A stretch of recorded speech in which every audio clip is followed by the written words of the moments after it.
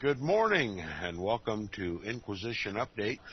And it's very good to be with you this morning, and I appreciate my listeners taking the time to listen in this morning. We're currently reading and discussing the book, one of the most important books in my library, entitled The Papacy and the Civil Power by R.W. Thompson.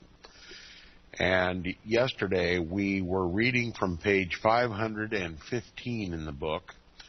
And I will back up to the beginning of the last paragraph that we ended with yesterday on page 514, if you will, about at the middle of the page, 514. The author says, "But we have already learned that the persecutions of Protestants in England did not begin with either Queen Mary or Henry VIII. The examples heretofore enumerated show that it was learned by both of them, not alone from some of their Roman Catholic predecessors, but from the direct teachings and faith of the Church at Rome, which were supported by the false decretals and the additions made to them from time to time after the adoption of the original forgeries." Persecution was a steadfast and ancient practice of the Roman Catholic Church. And the persecutions of Protestants in England was not a result of the Protestant Reformation, but simply a continuance of religious persecution that had been exacted upon the world by the popes of Rome.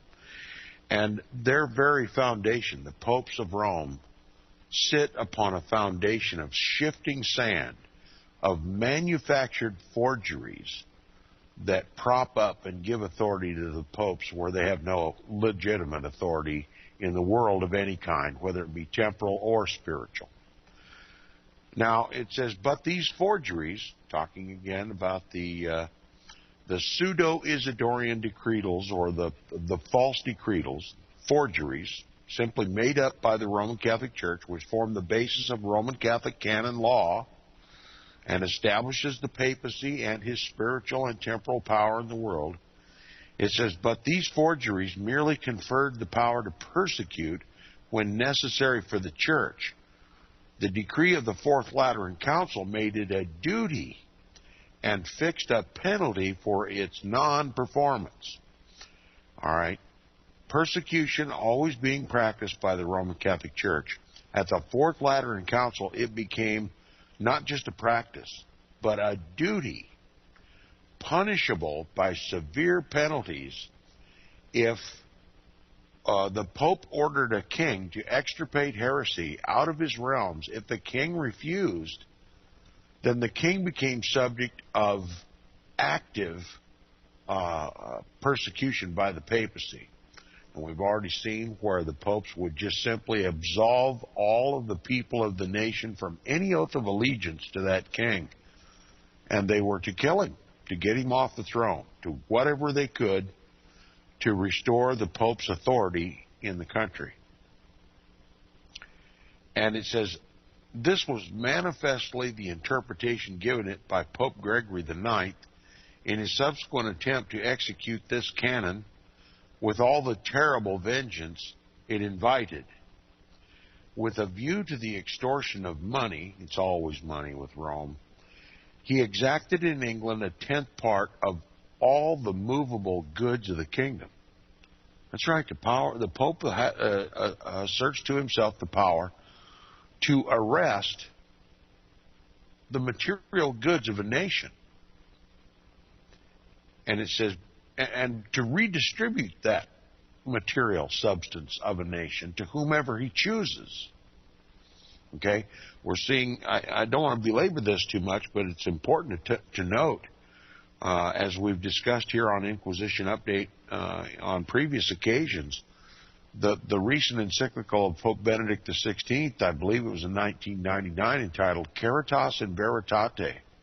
He's literally declared himself the Robin Hood of the world, and taking from the rich nations, the rich and affluent nations of the world, and giving to the poorest nations. And we see it in the form of free trade agreements. We see it in the form of bank foreclosures and business bankruptcies, and the wealth of this nation is literally disappearing. And the answer to the disappearance of all that material wealth is found in these papal encyclicals, and it's found right here in history, that the Pope has power to expropriate material wealth from a nation and give it to another. And it says, because the Emperor Frederick hindered the persecution of the Albigenses, remember the popes ordered the Albigenses be extirpated and annihilated because they wouldn't bend the knee to the Pope or to his priests. King Frederick, although ordered to persecute these Albigenses and to wipe them out, refused or hindered that affair. And it says, because the Emperor Frederick hindered the persecution of the Albigenses, and for other reasons, he excommunicated him and released all his subjects from their allegiance, which proves incontestably that the duty to persecute and exterminate heretics was not only a part of the Roman Catholic canon law under these false decretals, but of the doctrinal faith of the Church. Every Roman Catholic assents to the duty to persecute heretics as a standard item of the faith of the Roman Catholic Church. In other words, to refuse to extirpate heretics is a denial of the faith. They find themselves outside of the will of the Church and are excommunicated and treated like heretics themselves. Now, to give the utmost possible strength to the injunction, this same Pope, Gregory IX, announced, infallibly of course, the impious doctrine that, quote, Christians should not regard the sanctity of an oath toward him who is the enemy of God, that is, an heretical king, and who tramples under feet the decrees of the Church. All right? Christians should not regard the sanctity of an oath toward him who is an enemy of the Church and who tramples under feet the decrees of the Church. Unquote.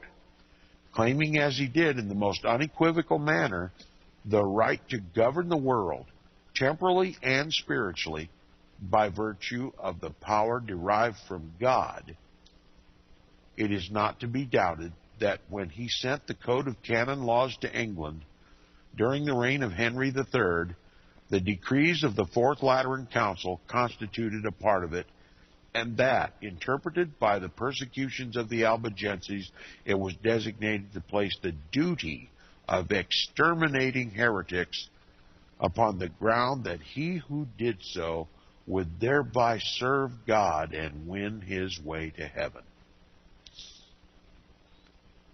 So it's a matter of salvation now in the Roman Catholic Church. The duty of exterminating heretics. And if you don't perform that duty, you are playing fast and loose with your salvation. You know, you've heard the term, that is or is not a salvific issue.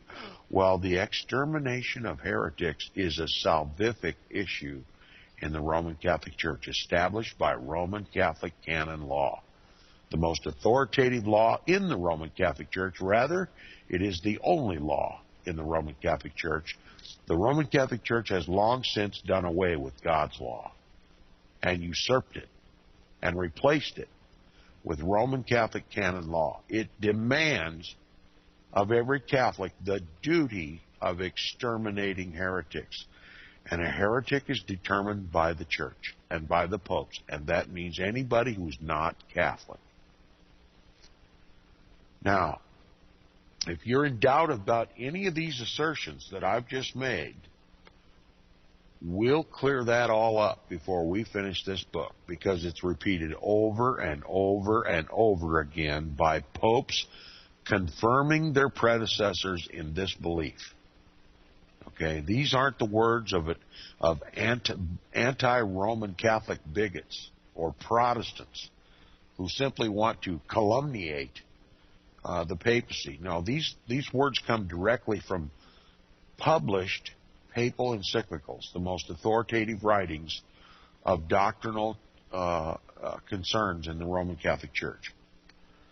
Now, it was so understood by Henry IV more than 100 years after Gregory IX, when he assured a convocation of the papal clergy in London that he was ready to join them in whatever means should be judged proper to extirpate heresy and punish obstinate heretics. Now, when it is considered that this Lateran decree, the Fourth Lateran Council, became the canon law in England 300 years before Martin Luther and the Protestant Reformation, that it was enforced against the Lollards more than 100 years before that time, and when those in favor of reform in the church were too feeble to attempt persecution in any form, and when it is remembered that it became the law of the Church of Rome by the solemn action of the 12th Ecumenical Council and the approval of the infallible Pope Innocent III, and was expressly recognized by the other infallible Pope, Gregory IX, and that the Church of Rome requires every act thus performed to be held as unerringly right as if done by Christ himself, then the whole responsibility for the introduction of religious persecution into England unquestionably rests with the popes of Rome and their ecclesiastical and royal subordinates, all of whom, under the influence of such teachings, learned to rejoice when the muscles of their victims cracked under the torture and their bodies were consumed in the flames. And thus we see that the persecution of Protestants became legitimated and sanctified in the eyes of the popes, the princes, and the hierarchy of the Roman Church, and thus did that church give its high sanction to the persecutions of Bloody Mary. And it will ever stand so written in history. Whatsoever ingenuity may be resorted to or falsehood employed to deny or to disguise it, the canons of the Fourth Lateran Council still remain the law of the Roman Catholic Church, the obligation to kill heretics. The Pope who made the infamous compact with Charles V was infallible and therefore could not err. The recent decree of infallibility makes all that he did, all that every other pope has done in the domain of faith and morals, as unerring as if done by God himself. But the 19th century has no reason to thank God that there are no more such rulers upon the thrones of Christendom as Charles and Philip and Mary. If there were, the encyclical and syllabus of error of 1864 by Pope Pius IX would soon find bloody work for them to do in their dominions. No royal marriage ever occurred in England more fatal to the happiness and prosperity of the kingdom than that between Philip and Mary. That it was plotted by the Pope and Charles V, and that they employed Cardinal Pole to accomplish it, there seems no reason to doubt. It was in manifest opposition to the wishes of the English people, who desired the marriage of their queen to a native prince. Remember, Prince Philip was Spanish. That was to marry and to bring the Holy Roman Inquisition from Spain to England.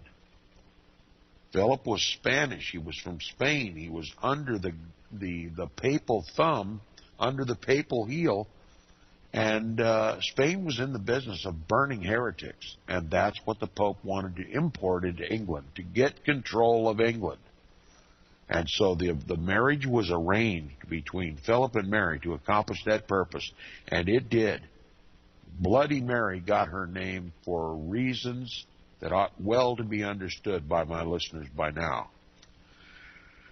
Now, it could never have been accomplished For there was no pretense of affection about it, had not Mary been completely under the control of the papacy and the papists.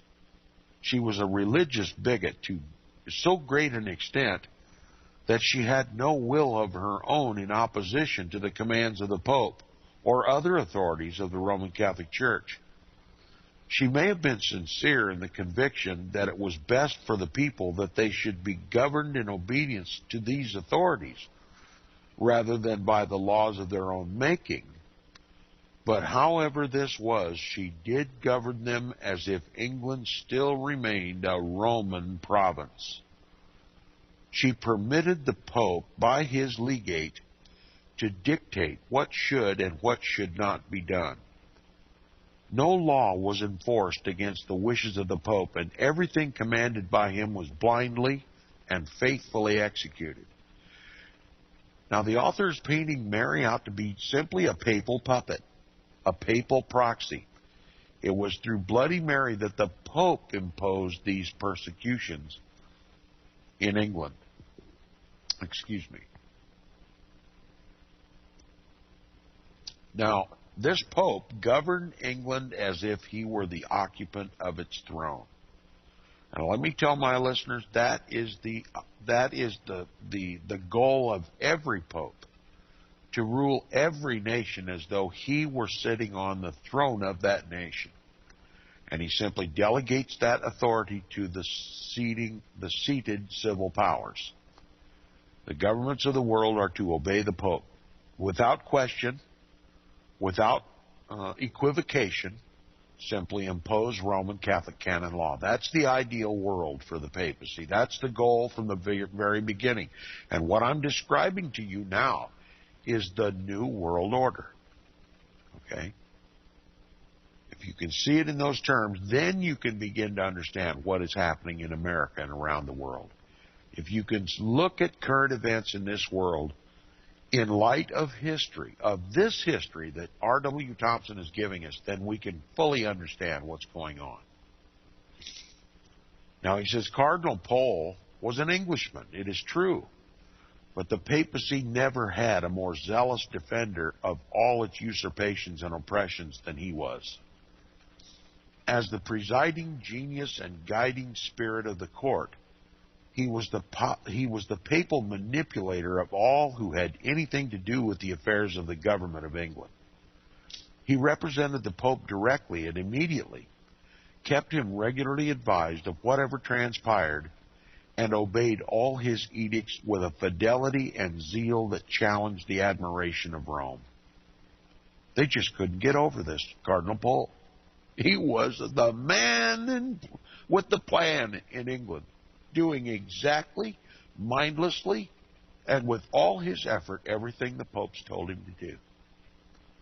And it says, so that by means of his and the influence of Philip over Mary, her reign was as completely papal in all its leading features and characteristics as if the English crown had lawfully rested upon the head of the Pope.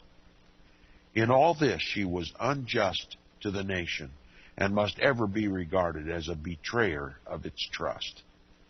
And I'll add, to just exactly like every president of the United States, especially since the presidencies of Ronald Reagan, right on down to the present. They would not be allowed to continue to sit in the Oval Office of the White House if they ever stood up against the imposition of the Pope and the demands for the redistribution of this world, of this nation's wealth. This once Protestant and affluent nation, an affluency and wealth that was brought here by the Protestant reformers, the Puritans from England, who did not need a pope, did not need a priest, and didn't even need a king. They had the Holy Spirit within them, the Bible in their hands. Christ was their king. They worshiped him faithfully. They did as his law required. Their conscience was their guide, and they devoted their efforts to building a nation that flourished. But the Pope seized that affluence and wealth as an uneven distribution of the world's goods. The Pope looks at the affluent Protestant nations, England and the United States, and thinks they all live in nice houses. They all drive fancy cars. They all have all this technology, all of this wealth, all of this goods, and yet so much of the world lies in destitution. Many of them don't even have the basic necessities of life. Therefore, I, as the representative of God on earth, am going to take from those blessed Protestant nations and give to the poor nations. And I'm going to call it charity. And I'm going to force every American, every Briton, every Australian to give up what he cannot put into good use for the common good of the world and to give it. And if they won't give it by will, then the government is going to take it from them and give it. And they're going to make lawful for a poor indigent to just walk into the property and take whatever they need. The Pope has declared himself the Robin Hood of the world. And it's all based on history. Roman Catholic history. Thomistic thought, that of the thoughts and philosophies of Thomas Aquinas, the angelic doctor of the Roman Catholic Church, they call him. Philosophies. What does our Bible tell us about these philosophers? Without the Bible in their hand, they decided how the world should operate, and the popes have adopted their teaching as though it were divine. And now they're implementing it upon the world. And if we look at the history of England, this bloody history of England, we'll just get a glimpse of what it is going to be like right here in this country. Bloody Mary. They don't call her Bloody Mary for nothing. She betrayed England. And so have our own presidents in like manner. Now, the author continues, he says, there's no reason for disguising the fact that Elizabeth, remember, Elizabeth was Mary's sister. She was believed to be a Protestant. It says there's no reason for disguising the fact that Elizabeth, after the death of Mary, persecuted the papists. She too had been educated and trained under Romish influences, and before the commencement of her reign had professed the Roman Catholic religion. It is hard to get rid of the influences of education, especially when they had produced intolerance. And in such times as she lived, when everything tended to extremes, but few endeavored to do so. And these few were hidden in the multitude, who floated along with the current, rather than assert any counteracting principles. If Elizabeth had any special ideas of the duties of a sovereign beyond those which involved the simple administration of government, she acquired them as a sort of family inheritance from her father, Henry VIII, and by the immediate personal intercourse with her sister, Bloody Mary. And we'll continue with our reading and discussion of the book, The Papacy and the Civil Power, the current subject, Queen Elizabeth of England, and the persecution of papists. Now, we're talking about the reign of Queen Elizabeth, which took place immediately after the reign of Bloody Mary. Elizabeth, too, was raised up in the Roman Catholic Church under Roman Catholic influences. And it says, if Elizabeth had any special ideas of the duties of a sovereign, beyond those which involved the simple administration of the government, she acquired them as a sort of family inheritance from her father, which was Henry VIII, and who was Catholic, as well as Mary. And remember, it was Edward VI, King Henry VIII's son and immediate successor, was up until this time of Queen Elizabeth, was the only truly Protestant King of England, the only truly Protestant sovereign of England. And it says, she acquired her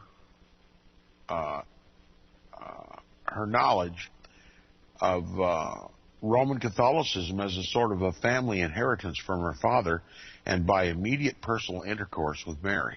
So she had all this Roman Catholic influence in her life. And it says, if she had any conception of church discipline or church organization or of a system of religious faith, it was likewise acquired the same way. Okay? And it says, having learned by such means as these, with the influence of the papal clergy superadded to them, that shadow government, remember, the foreign priests who actually conducted the civil affairs of England, that it was the duty of the custodians of any religious organization to maintain it by force when necessary. This, in other words, being an especial part of the Roman Catholic system of religion, when she reached the throne, it is not to be wondered that whatever she felt it her duty to do was done under these influences and according to these principles. She had to deal with ambitious and proud ecclesiastics, priests, whose hands were yet red with some of the best blood of England, and who inculcated the necessity of exterminating heretics according to the Fourth Lateran Council, in order to secure the protection of the Roman Catholic Church in this life and eternal happiness in the next. And if, when she found them to be her own enemies and the persecutors of those of her subjects with whom she sympathized, and saw them relaxing none of their efforts to keep the crown of England subject to the disposal of the Pope, she struck back at them with their own weapons. What is there very surprising about it, considering all the circumstances and the times? She did persecute papists cruelly and wrongfully, but she persecuted Protestants also, like her father. She found the papal system relying for its chief strength the support of the state, and had not advanced so far toward the resulting design by the best Protestant reformers as to understand how a new system could be established without the preservation of this principle. Like the papal advocates of the old system, she too derived the right to govern directly from God and not from the people, and in common with them desired the union between church and state to be preserved, in order that imperialism should not be endangered. So, if you ever hear the term imperialism, this is a term used to describe the union of church and state, where the Roman Catholic Church, and no other, controls the state. It's a Roman Catholic imperium, a Roman Catholic imperialism. And Elizabeth, just as well as Mary, didn't want to let go of that imperialism. And it says, and hence, led on by existing complications and by motives thus engendered, she aimed her blows at all the enemies of her civil as well as her ecclesiastical authority, at Protestants as well as Papists. If therefore there are victims of her cruelty who will rise up in judgment against her when they shall meet with her at the final bar, she can say, as can also Henry VIII, her father, that unlike the persecutions of her sister Mary, they were not all of one church, but both Roman Catholics and Protestants fell beneath her royal vengeance. Let the true distinction be observed. She persecuted Roman Catholics because they denied her ecclesiastical supremacy and endeavored to snatch the scepter of the kingdom from her hands and lay it at the feet of the Pope.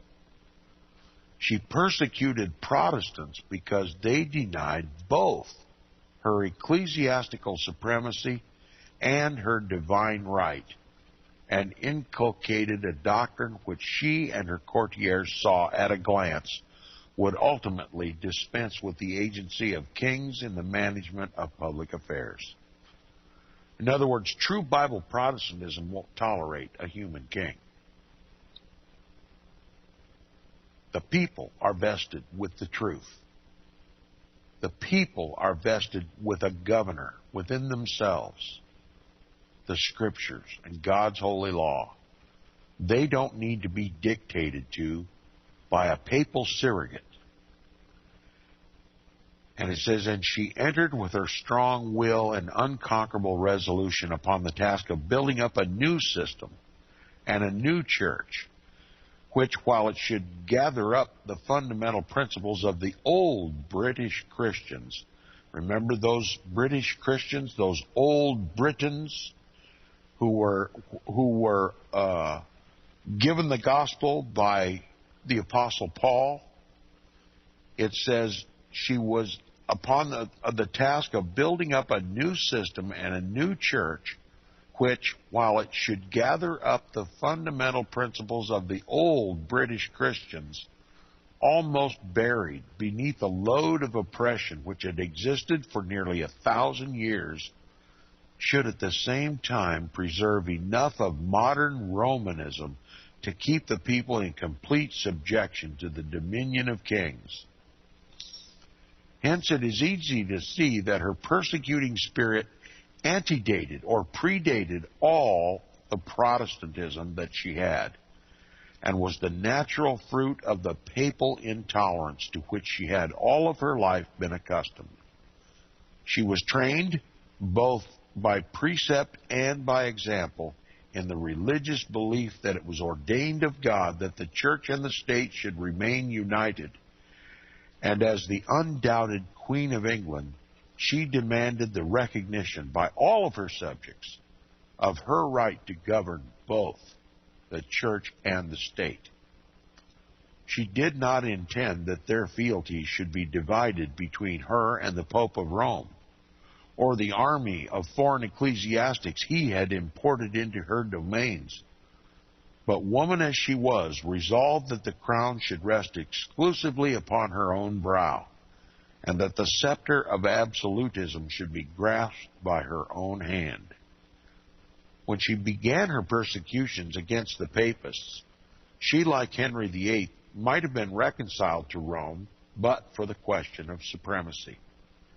But between her and the Puritans, there was no point of reconciliation, for the plain reason that their Protestantism struck directly at the foundation of her royal right to govern the consciences and hold it in passive obedience to the authority.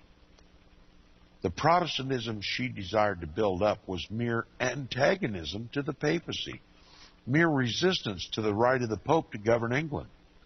She understood it to involve necessarily the existence of an English episcopacy, hierarchical but not Roman, and the maintenance of a church organization attached to the state, but unlike that of Rome, subordinate to the state's laws. Upon these questions, there was no common ground of union between her and Protestantism, then struggling for existence, which was striving to unshackle the conscience and to establish upon the basis of the old English liberties the right of free thought and free speech. You see, when you unite church and state, whether it be under a popish king or a Protestant queen, in the case of England of Elizabeth, you have no free thought and no free speech. You have a dictator, a religious oligarchy. The conscience doesn't factor. You have to obey the laws of the state. And you have a human at the head of the state, no more infallible than is the Pope of Rome. That's what this author is trying to tell us. See how important it is to put Christ on the throne and to put his God-given law within our hearts to be governed internally by him. And when that takes place, That is the kingdom of heaven. And there is then no more need for a dictatorship, whether it be popish or Protestant.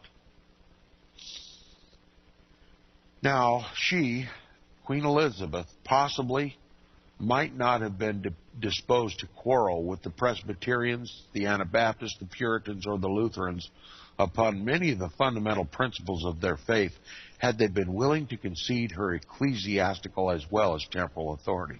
But look, they didn't want to concede. They didn't want to concede to Elizabeth any more than they wanted to concede to the Pope. They could see that it was error. This union of church and state is an error.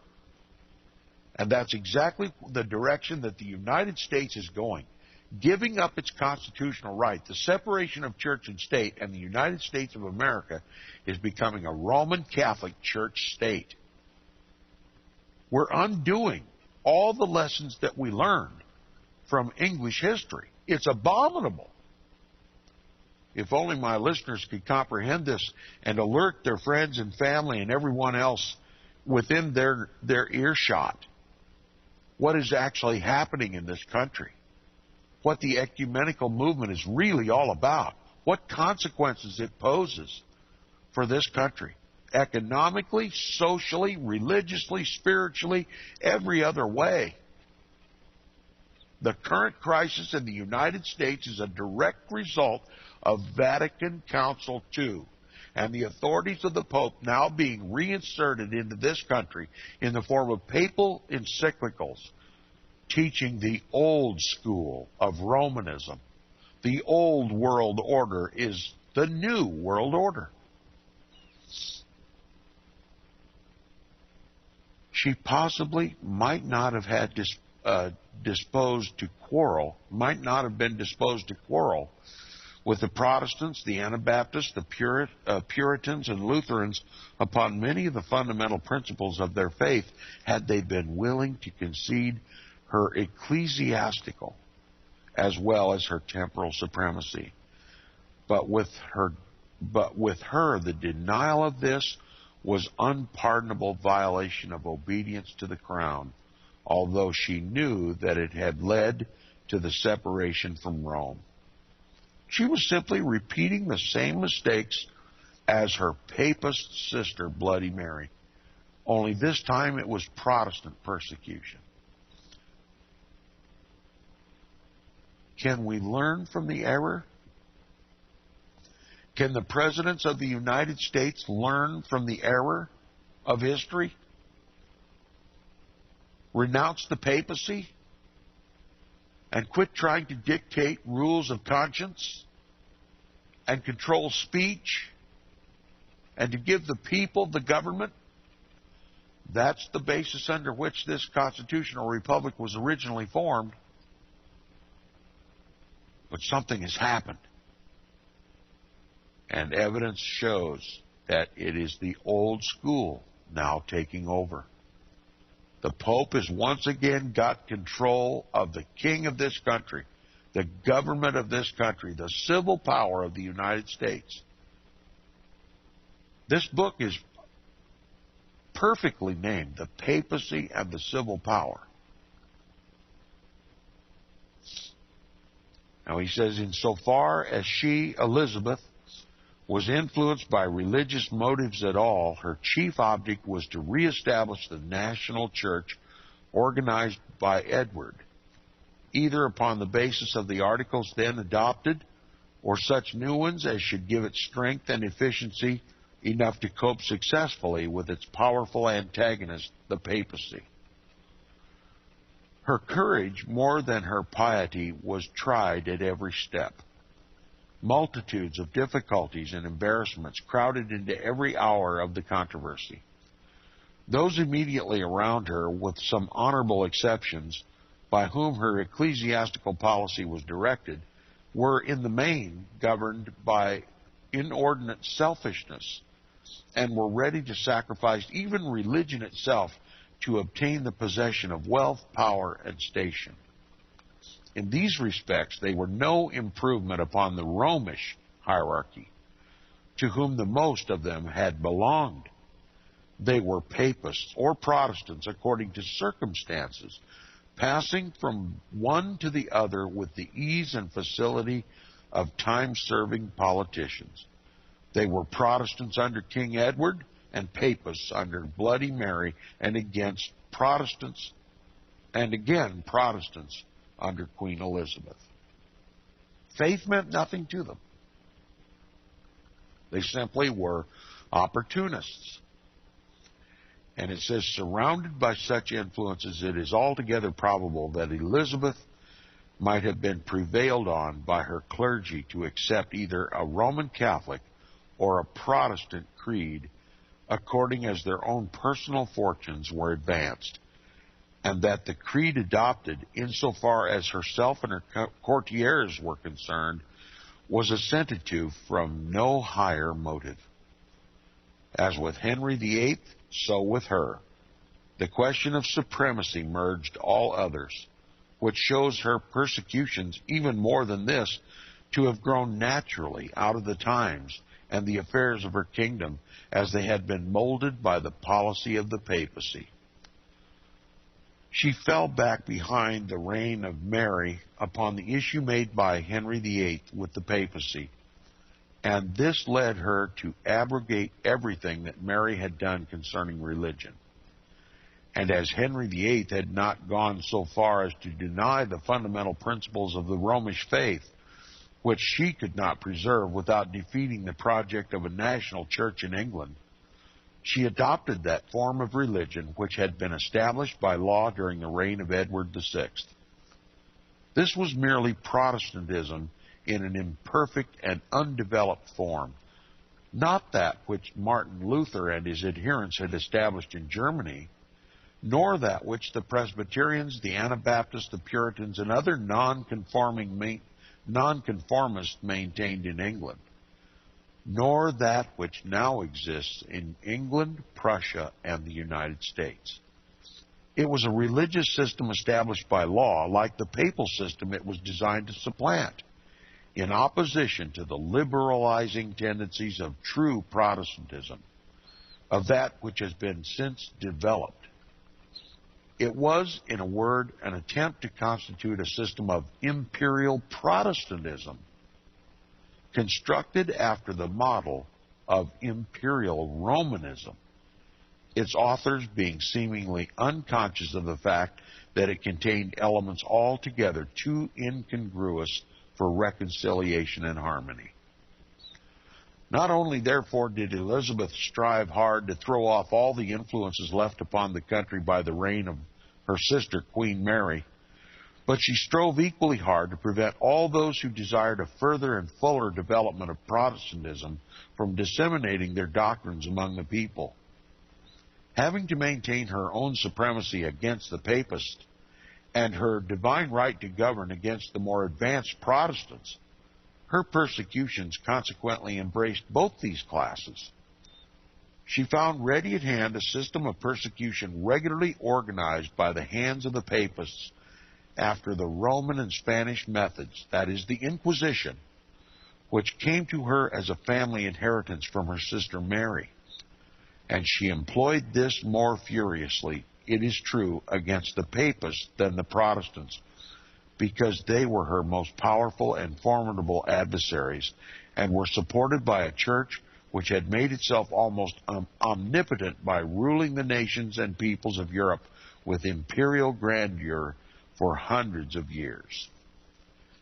Such a contest could not be successfully resisted except by hard blows, and as this church had made itself great by employing such blows against all its antagonists, Elizabeth did not hesitate to retaliate upon it with its own weapons, to employ its own instruments of torture, to light the faggots around the bodies of its children with the same torch which it had set on fire the body of William Sauter, who was burned under the reign of Henry IV. Hence, her persecutions of the papists were precisely such as were practiced by the papists themselves against the reformers under Mary and some of her papal predecessors. Hence also her persecutions of the nonconforming Protestants were less excusable, because less provoked, and were therefore cruel and merciless. By the former she broke the papal power, and provided thereby for not only the triumph, but the subsequent elevation of her kingdom, and to that extent was a public benefactor. By the latter, she failed to destroy the courage and the true nobility of character which belonged to the English people, or to eradicate from their minds the principles of Anglo-Saxon liberty. These principles were providentially preserved until a system of fully developed Protestantism, as it now exists in the United States, has grown out of them.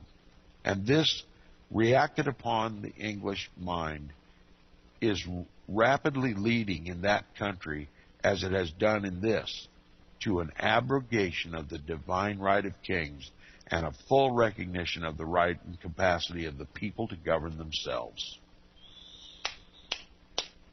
You see what we learn?